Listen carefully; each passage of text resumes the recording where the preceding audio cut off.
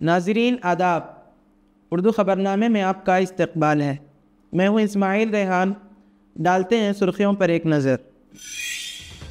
آسام کے بارپیٹا میں 28 مسلمانوں کو غیر ملکی قرار دیتے ہوئے حراستی کیمپ میں کیا گیا منتقل۔ گھر والے اور رشتہ دار زار و قطار رونے لگے۔ بارپیٹا سپرنٹینڈنٹ آف پولیس کے دفتر میں دیکھا گیا جذباتی ماحول۔ ہماچل پردیش کے وزیر جگت نیگی نے کنگنا رناوت پر کیا قابل اعتراض تبصرہ۔ سیلاب سے متاثرہ علاقوں کا دورہ نہ کرنے پر رکن پارلیمنٹ کو بنایا تنقید کا نشانہ۔ اسرائیل کو اسلحہ فروخت کرنے والی کمپنیوں کے لائسنس کیے جائیں منسوخ۔ سپریم کورٹ میں مفاد عامہ کی عرضی۔ ممبئی ہائی کورٹ سے کنگنا رناوت کو لگا دھکا، 6 ستمبر کو ریلیز نہیں ہوگی فلم ایمرجنسی۔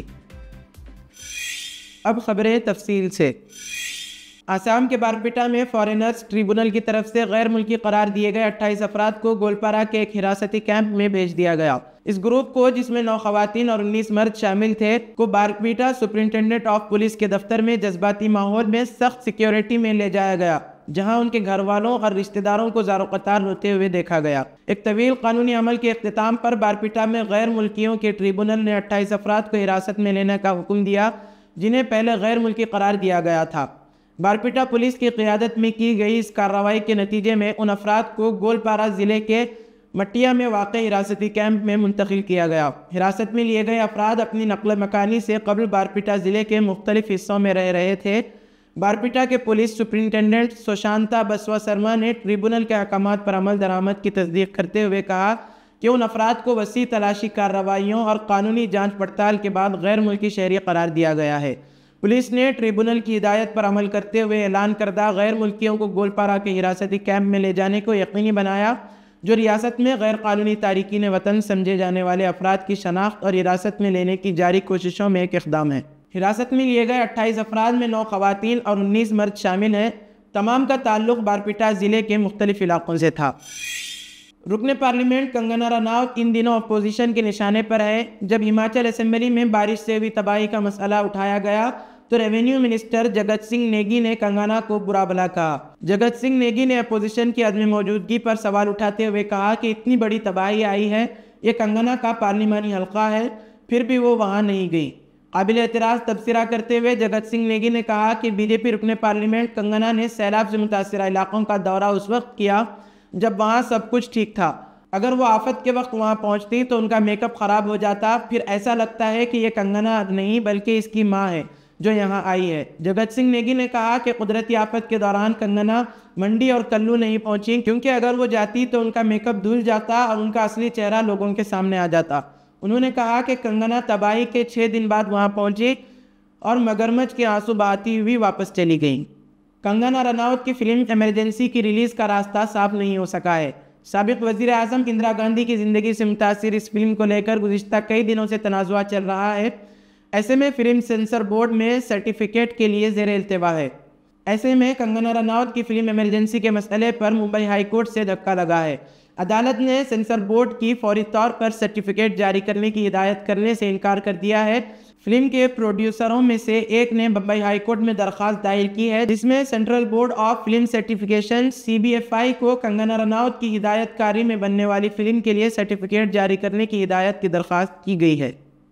اور جب سب کچھ ٹھیک ہو گیا، سمے سے میں پہنچی وہاں پر، اور وہ برسات میں ویسے بھی نہیں آنا تھا انہوں نے، کیونکہ میک اپ جو ہے سارا خراب ہونا تھا، پھر لگنا تھا یہ کنگنا ہے یا کنگنا کی ماں ہے، پتہ ہی نہیں لگنا تھا۔ تو وہ آئی ادھر، تو جب سب کچھ وہاں ٹھیک ٹھاک ہو گیا، گڑیالی آنسو بہا کے چلے گئی، تو ایسا بھی کیا کرنا، تو یہ بڑی بڑی باتیں کرتے ہیں۔ ایک مفاد عامہ کی عرضی میں سپریم کورٹ سے اسرائیل کو اسلحہ فراہم کرنے والی ہندوستانی کمپنیوں کے لائسنس منسوخ کرنے کی درخواست کی ہے۔ وکیل پرشانت بوس کی طرف سے دائر PIL میں سپریم کورٹ سے درخواست کی گئی ہے کہ وہ مرکزی حکومت کو ہدایت دے کہ وہ اسرائیل کو اسلحہ اور دیگر فوجی ساز و سامان برآمد کرنے والی ہندوستانی کمپنیوں کے لائسنس منسوخ کرے اور نئے لائسنس جاری نہ کرے۔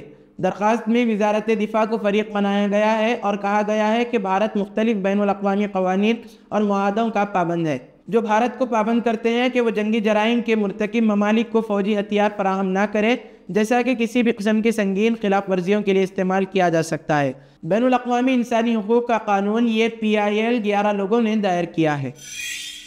لوک سبھا میں قائد اپوزیشن راہل گاندھی نے اپنی 1 ماہ کی تنخواہ 2.3 لاکھ روپے وائناڈ لینڈ سلائڈنگ متاثرین کے لیے عطیہ کی ہے۔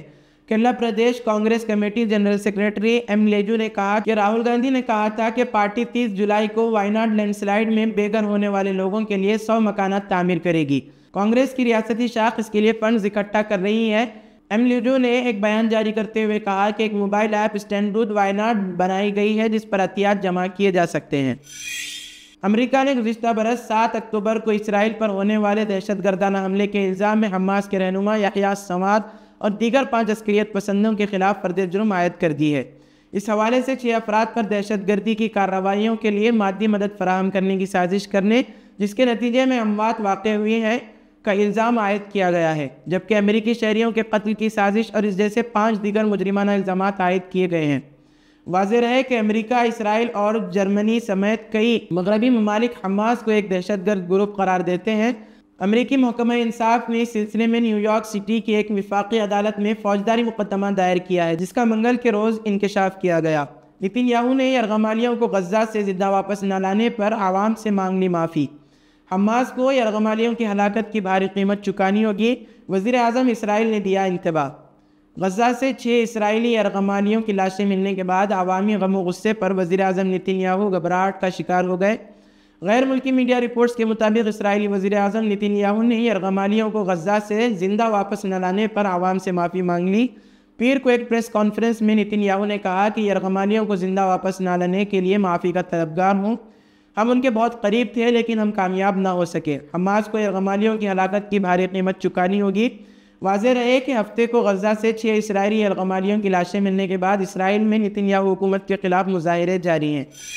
شمالی کوریا کے رہنما اور ڈکٹیٹر کم جونگ کی خوفناک کہانیوں کا چرچا اکثریت ہوتا رہتا ہے۔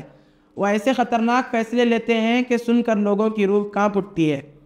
اسی وجہ سے انہیں دنیا کا خطرناک ترین لیڈر سمجھا جاتا ہے۔ میڈیا رپورٹس کے مطابق ایک بار پھر آمر کم جونگ کی جانب سے ایک ایسا ہی فیصلہ لینے کا معاملہ سامنے آیا ہے۔ بتایا جاتا ہے کہ کم جونگ ان نے 30 اہلکاروں کو پھانسی کی سزا دی ہے۔ شمالی کوریا کے رہنما کم جونگ ان کے بارے میں کہا جاتا ہے کہ انہوں نے 30 اہلکاروں کو مبینہ طور پر موسم گرما میں بڑے پیمانے پر سیلاب اور لینڈ سلائڈنگ کو روکنے میں ناکامی پر سزائے موت کا حکم دیا ہے۔ شمالی کوریا میں سیلاب کی وجہ سے تقریباً 4000 افراد ہلاک ہوئے۔ اس عرصے کے دوران شمالی کوریا میں 20 سے 30 اہلکاروں پر بدعنوانی اور فرائض میں غفلت کے الزامات لگائے گئے ہیں۔ بتایا گیا ہے کہ گزشتہ ماہ کے آخر میں سیلاب سے متاثرہ علاقے میں 20 سے 30 اہلکاروں کو ایک ہی وقت میں سزائے موت دی گئی تھی۔ اسی کے ساتھ آج کی خبروں کا اختتام ہوتا ہے۔ کل پھر ہوگی ملاقات نئی خبروں کے ساتھ۔ دیجیے اجازت۔ اللہ حافظ۔